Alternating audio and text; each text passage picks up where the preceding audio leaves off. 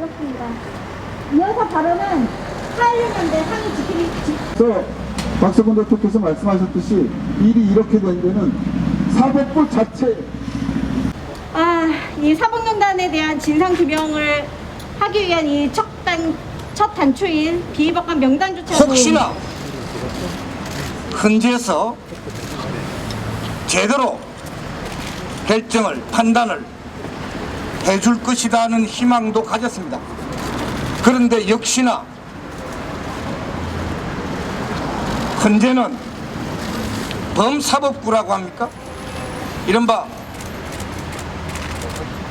제19 감사기로 끝났습니다. 이로써 대한민국 사법부는 법꾸라지 전성시대가 되었음을 국민들과 함께 통탄합니다. 세상에 재판부에서 판결문 미리 제출받아가지고 판결문 고치라고 판결 내용 바꾸라고 이렇게 개입했는데 이를 헌법 위반이라고 판단하지 않는 법꾸라지적 작태를 보였습니다. 용납할 수 없습니다. 이로써 사법개혁 제대로 다시 해야 된다는 필요성이 더욱더 확실히 되었습니다. 사실 오늘 이런 결정이 나오게 된 것은 김명수 대법원장 체제의 대법원과 국회가 함께 공모한 늑장 부리기, 시간 끌기 한 결과의 필연적 결과이기도 합니다. 진작 김명수 대법원장 촛불개혁 대법원장으로서 똑바로 해야 되는데 시간만 끌면서 개겼습니다. 국회도 마찬가지입니다. 시간 끌면서 늑장 부리면서 결과적으로 법꾸라지들이 위헌을 해놓고도 법망을 빠져나가도록 방조한 것입니다. 우리 국민들은 용서할 수 없습니다.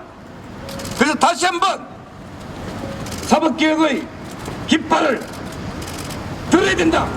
아직도 진상규명이 채 되지 않았고 그 이유 중에는 세월호 진상규명을 방해했던 세력들이 오히려 진상규명 피해자인 우리 세월호 가족들과 시민들을 박해하고 억압하고 그 진상규명을 막으려고 공권력을 남용했기 때문이었습니다.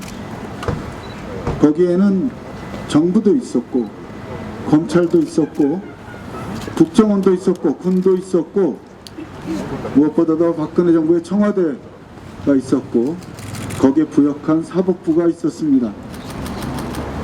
지금 임성근 판단에 대한 탄핵은 그것에 대한 판단이었습니다. 아직도 진상규명이 안 된 사건, 아직도 피해자들이 피 흘리면서 상처 입은 가슴을 부여안고 거리에 나와서 진상규명을 외치는 이 현실 속에서 이 진상규명을 방해하고 가해자들을 비호하려고 했던, 그래서 우리 헌법을 그리고 그 헌법의 주인인 시민들을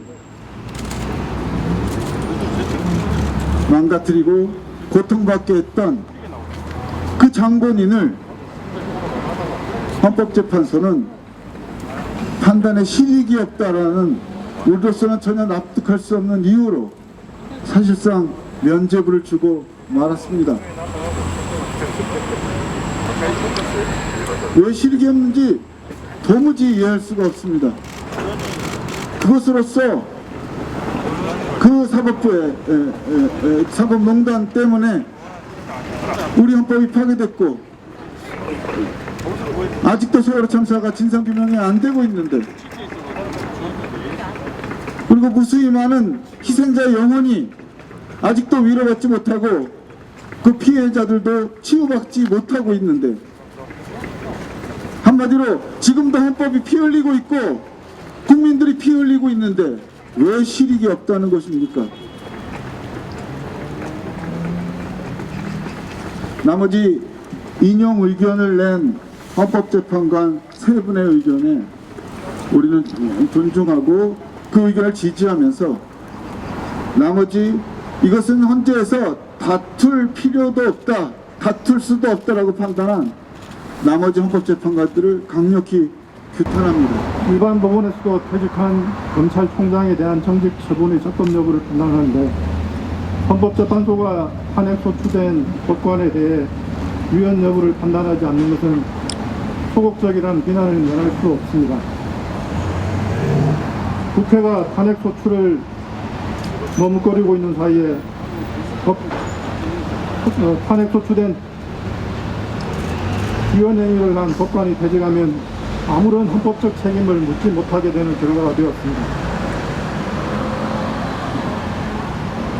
법관의 직무상 행위가 어떤 경우에 위헌이 되는지, 사법행정권의 헌법적 한계가 어디까지인지 헌법재판소는 마땅히 선언했어야 합니다.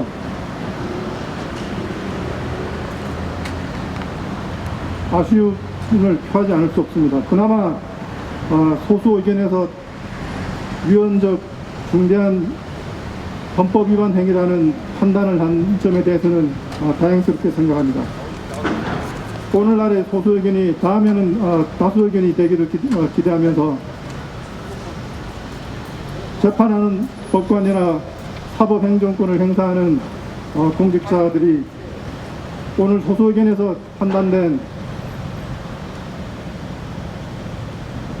판사와 사법행정권자의 헌법적 책무가 무엇인지 깊이 새겨듣기를 기원합니다. 공개해달라고 했을 때도 거부당한 전례와 마찬가지로 어차피 행정소송으로 갔을 경우 또다시 대법원까지 올라가서 정보공개 거부 처분이 정당하다라는 판결을 받을 것이 예상되므로 감시자는 스스로 감시할 수 없다라는 오래된 법원에 따라서 이것을 행정소송으로만 판단하게 한 정보공개법 제20조 그리고 이 사건 비공개 처분이 위헌이다라는 내용으로 헌법소원을 제기했습니다.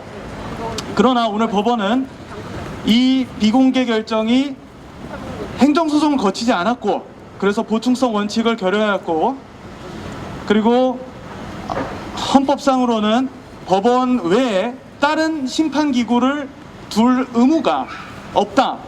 국회가 그런 입법 의무가 없다라는 판단을 하면서 전원일치 각하 결정을 내렸습니다. 헌법재판소의 이 결정으로 인해서 저희는 징계가 회부된, 즉 징계 처분이 실제 내려진 약 18명의 법관 외에 나머지 48명의 법관에 대해서는 도대체 무슨 일을 했길래 사법농단에 연루가 되었고 도대체 어느 정도길래 징계 회부되지 않았는지 아마 평생 모를 겁니다. 그리고 헌법재판소는 이와 같은 비공개 결정에 대해서 판단조차 하지 않았습니다.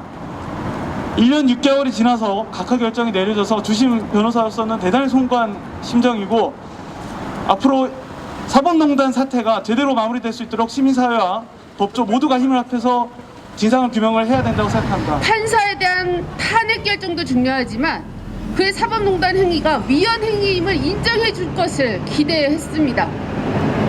근데 지금 현직에 있지 않기 때문에 법원에 있지 않기 때문에 판단하지 않겠다라고 하는 이 결정 정말 납득하기 어렵습니다. 많은 분들 알고 있다시피 임상근 판사 지금 1심, 2심 끝났습니다. 다 무죄 판결이 났습니다. 재판에 개입할 권한이 없어서 직권남용, 권리행사 방해 될 수 없다 이런 판단이 1심, 2심이 있었습니다. 지금 이기진 판사 아주 일부를 제외하고 대체적으로 사법농단, 연루 법관들에 대한 재판 결과가 다 이렇습니다. 그리고 핵심적인 양승태 대법원장, 임정원 법원행정처 차장 아직 1심 중입니다. 그래서 저희가 헌재에 오늘 이 파면을 요구했던 이유가 있었던 것입니다. 재판을 할 자격이 없는 분들입니다. 이런 분들이 누군가의 인생을 좌지우지할 그 재판을 지금도 하고 있다는 것이 아닙니까? 아무런 제재도 반성도 없이 대형 로펌에 들어가서 권순일과 같은 법적 카르텔을 이루고 우리 사회 기득권으로 떵떵거리고 살고 있다는 거 아닙니까? 또 우리가 현재 탄핵 결정 그리고 위헌 행위를 인정해주길 기대했던 이유는 법원이 자체 조사하겠다, 셀프 징계하겠다 천명했지만 제대로 진상을 드러내지도 못했고 책임을 묻지 않았기 때문입니다. 지금 법원개혁 오리무중입니다. 진척된 게 없습니다. 앞서 많은 분들이 지적했지만 기소된 14명의 법관들 그리고 비위 법관이라고 검찰이 통보한 66명의 법관들 우리는 모릅니다.